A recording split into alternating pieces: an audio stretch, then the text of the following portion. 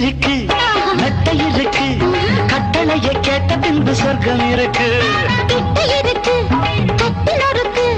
கட்டுகிற மேளங்களை தட்டி முழக்கு கட்டில் இருக்கு மெத்தை இருக்கு கட்டளையை கேட்ட பின்பு சொர்க்கம் இருக்கு கிட்ட இருக்கு கட்டில் இருக்கு கட்டுகிற மேளங்களை தட்டி முழக்கு